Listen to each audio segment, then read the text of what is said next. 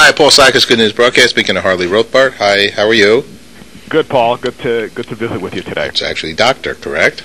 It is. You're in the pediatric area, infectious diseases, Children's Hospital of Denver, and infectious diseases. So, what does that mean? Well, germs are everywhere, and that's job security for an infectious diseases doctor. What we do is we take care of kids with serious infectious diseases, and we're also asked to provide advice for kids with even not so serious infectious diseases like the common cold. Infectious diseases really are those things that occur in kids or in adults as a result of germs, viruses, bacteria, fungi, parasites, worms. All of those are infectious diseases. Okay, or what are some kinds of things that people can do? I mean, you have your own house, right? And hopefully it's cleansed properly. Is it cleaning? What actually does this cause the problems to young people? Well, it's an important question, Paul, and the reality is that there are many things that we can do. First of all, immunizations are a wonderful way of protecting kids, and of course childhood immunizations are well known to parents. What is not as well known is the fact that this year, for the first time, the Centers for Disease Control has recommended that all adolescents, all teenagers, get the flu shot. This is the first time that teenagers have been included in the recommendation list. And the reason is because the flu knocks kids out, and it can keep kids from doing all of the important activities that they need to do during their teen years. And that's the point of the website that's called IDon'tWantToMiss.com and the campaign that goes along with that, because I felt, and Clorox and Brooke White, who is a former American Idol finalist, all felt as if this was an important opportunity with the Centers for Disease Control recommendation to get teenagers immunized against the flu. Once that's done, once we've got our regular childhood immunizations done, and now we immunize teenagers against the flu, there are lots of other things that are important that we can do, and as you said, in my house and in my hospital, and in the schools that I do school consultations for. Hand washing is very important. We recommend soap and water, and if that's not available, alcohol hand sanitizers to keep germs from spreading on hands. Disinfect surfaces. So kids share a lot of things, from their cell phones and MP3 players and computer keyboards to the surfaces in their homes where the kitchens and the bathrooms and the laundry rooms all can be contaminated with viruses of all kinds, including the flu, including common cold viruses, and including the viruses that cause food poisoning. All of those can be disinfected from surfaces using bleach-containing disinfectants and disinfecting wipes. And then we recommend all the things that Grandma has told us that now science has proven to be reliable and true in being able to protect kids and families. And that includes proper nutrition with lots of vitamin C as part of a healthy diet, getting enough sleep, getting plenty of exercise, get the kids off the couch, because exercise can dramatically reduce the chances of kids getting sick. And then, remarkably, bundling up in the cold. Studies have now shown that if you wear the appropriate clothes for cold weather, you're going to get sick less often, just like your grandmother told you. Okay, a lot of good information here. I think recently they even said, what's with pregnant mothers, that they should be getting the flu shot as well?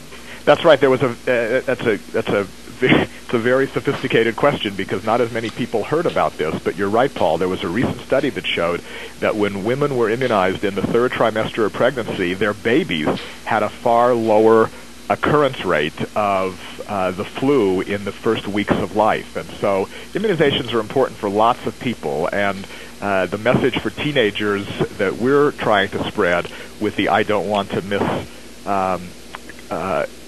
program emphasizes the teenagers, but many people benefit by that. The other fun thing to mention is that Brooke White, who was an American Idol finalist in season 7, that was last year, is participating in this program, and she is urging people to go to that website and to submit a video teenagers should upload a video of the most important things that teenagers don't want to miss in their lives. And Brooke is going to be one of the judges of those videos. She gets to sit on the other side of the table this time. She'll be one of the judges of the teens' videos, and the winning video, the prize will be that Brooke White will attend the school that teenager goes to and will perform a concert for that school, live and in person, for winning the IDon'tWantToMiss.com public service announcement contest. So that's good news. Yeah, that's good news. It's great news. Kids, go to the website, upload a video, tell us what you don't want to miss in a public service announcement, and Brooke White may end up at your school doing her songs. That's the good stuff. She's born in Phoenix, and she's done a lot. She's been on a lot of TV shows. She's done well and continues to do. And she talks about all her influences in the music. And this is Grammys weekend here. Well, I know this is such an important subject. How about the school setting itself? And literally, I was going to say, if one gets sick, they all get sick. That's very important, and in fact, one of the recognitions about flu in particular is that schools serve as amplifiers, so that even in the big pandemics that we've had in 1918, where millions of people died, and several big outbreaks that have occurred of flu since then, schools have been targeted, identified as the place where once the virus enters, it comes out in much greater numbers and infects the entire community.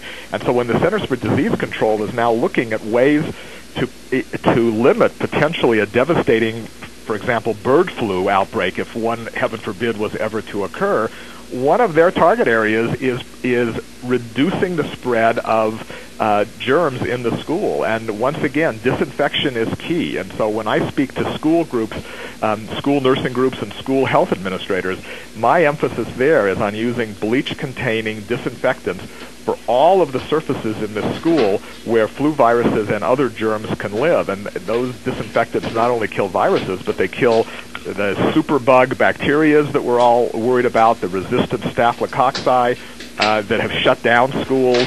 Disinfectants with bleach work universally against those bacteria and against viruses. And so school health is very important. Schools serve as important amplifiers of disease, and it's important to target schools to try and protect not only the kids in the school, but the community that those kids go into when school's out.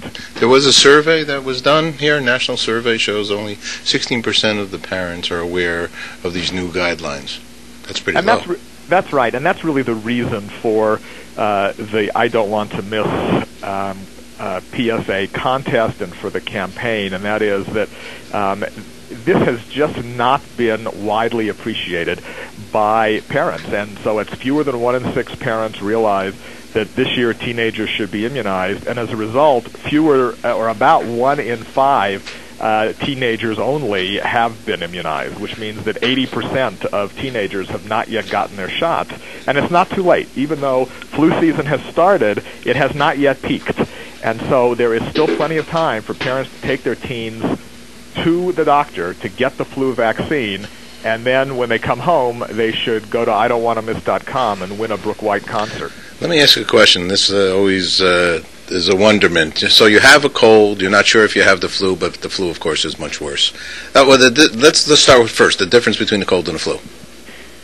Well, the flu is a cold on steroids. It's a high-octane version of the cold because not only does it involve the stuffiness in the head and the occasional cough, but flu can cause pneumonia. Flu causes fatigue. It causes chills, body aches, headache, and in some cases, flu can be very serious. 36,000 people die every year due to the flu. People don't die due to the common cold. So it really is a high-octane version of the cold, and they can start out looking the same, and sometimes it looks the same the entire time, but oftentimes it gets much more serious quickly. Okay, so the question is this, first with the cold. So you have a cold, you're sniffling, you're not feeling well, and it's a couple of days and blah, blah, blah. Is this a time to go get the flu shot? Well, the flu shot will not work once you already have the flu. So if what you have is a cold, then it's fine to go and get the flu shot because you haven't gotten the flu yet. You can still be protected from it. Right. If what you've got is the flu shot will not protect. Now, there are medicines that can treat the flu, not vaccines, but once you have the flu, there are some medicines which if you take within the first 24 hours will kill the flu virus. But the problem this year is that many of those medicines have turned out to be ineffective. That is, this year's flu strain, and hopefully it won't be true every year, but this year's flu strain is resistant to a number of the medicines that we used to use to treat once the flu began. And so all the more reason to get the flu shot, especially for teenagers this year, to get the flu shot so we don't have to worry about not being able to treat the flu once you get it. Okay. Two quick last questions. First one, you got the flu, you had the flu, but you didn't have the flu shot, and now the flu's over. Get the flu shot again? Can somebody get a flu again? Not this year, but next year. So if you've had a proven case of the flu this year, you're probably immune, and you don't need to get the shot again. But we need to get the flu shot every year. So unlike some of the childhood shots, which last us for a lifetime, flu shots have to be given every year. But you're probably saying to yourself, next year I'm definitely getting a flu shot. And that's exactly what Brooke White said. She got sick during the finals of American Idol, and she said that she didn't get the flu shot. This year she got it, and she's been healthy. There you go. All right. What's good news for you, Doctor? What's good news for you personally? Good news is I've got a wonderful book out called Germ-Proof Your Kids, and a lot of the messages in that book are at the website idon'twantomiss.com. Okay. Perfect. Thank you very much for sharing good news, and let's hope that everybody gets out there and listens and makes a movement here. Thank you, Paul. Thank you very much. Bye-bye, Doc. Bye.